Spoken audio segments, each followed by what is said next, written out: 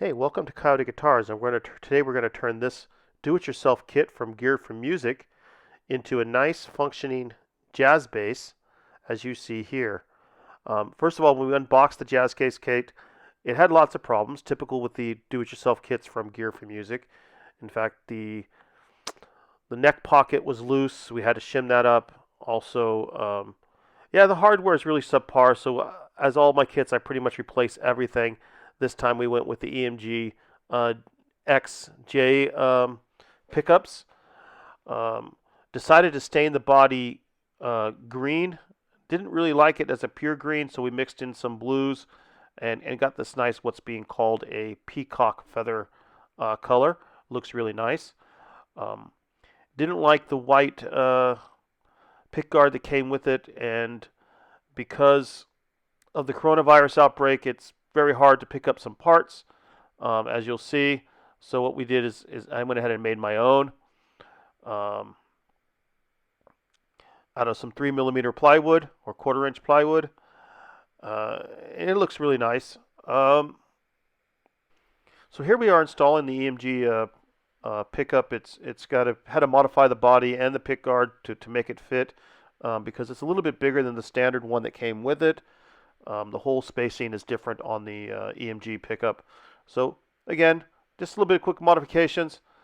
Continued working with that. Then we went ahead and went on to installing the neck, and I've managed to get the blacked out bolt-on plate there to support the load. Still trying to wait on a lot of parts because of the coronavirus outbreak. It makes it difficult to get a lot of these things. But the typical problems we had with the neck was that first it was a little bit too loose in the pocket. Seems to be a problem with all the do-it-yourself kits from Gear4music. But it's an easily fix. It just takes a little bit of wood veneer and run it on the sides and kind of get it all closed up and a tight fit. And that seems to work pretty good. I've done it with all the other kits I've made from them. The neck itself, as we're putting it on here, was in pretty good shape. It needed a typical bit of leveling and cross ground. And oh wow, I'm getting here, showing how hard it is to try to do this and film with one hand at the same time. But we're managing to get it done. So after we finished putting the neck on here, I went ahead and put some copper foil into the cavities, got the pickups installed. Copper foil I found was a good deal when you go to the hardware store. You can find large rolls of it for not very much money. I was now able to get my daughter Paula to help with the filming, and this makes things a lot easier. Had to use the silver screws on the back. Oh. The screws that came with the new black plate were not the right size. It's weird. No, it's not weird. It's just, you know what I mean? It is what it is. It's not like it's a uniform thing, you know, we just always...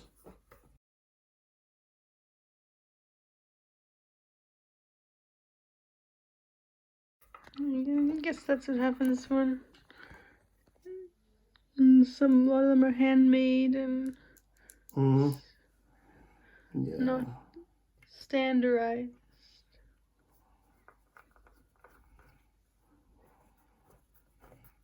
Yeah, it's not none of this is standard. It's all, you can buy something and it may fit. You know, when they do, they say, okay, this is for, you know, this really fits like a Mexican strap from this year to that year. You know what I mean? It's not, and then it still may not fit. So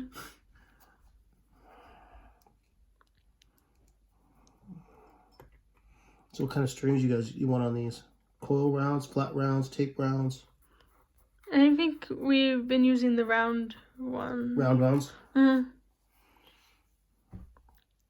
Use those. On the other base, we have the Ernie Ball round ones. The ones in the light green package. Light green package? Yeah. She likes the lighter touch? Well, we were just trying that one and that one because she never bought bass strings before, so she didn't really know which one to buy. Mine's are the ones in the pink package. Mm. A little bit heavier. I think a heavier sound could. They're not the heaviest. Mine are more like the medium. Right. Because you got the standard, and then you got the light gauge, which are, you know, some people like.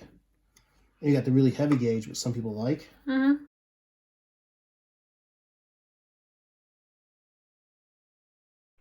So again, because of the parts delay, we had to make a my own pickguard, and I decided to make this one out of 3mm plywood, and then I stained everything black. And you don't see the process here, but what we did then after staining it black is I actually went back and I sanded everything down, kind of leaving the black there, but not 100%, to where the wood grain started shining through again. And then I went over it with the same green that I stained the body with, and it came up with a quite interesting look that, yeah, I think turned out right. And, you know, we actually, while I was doing this, it came to current that I wasn't going to get my control plate, so I had to make one of those too. I wish I would have filmed it, but it was hard to do it with no one to film it, and so yeah, you'll see that on the final product as we go to the next slide. But yeah, overall, I think the project went really well. It built really well, and it looked good, and it even sounds pretty good. So again, the EMGs come with their own controls. So all those stuff were all put there, and I put them in the actual slide. And when I...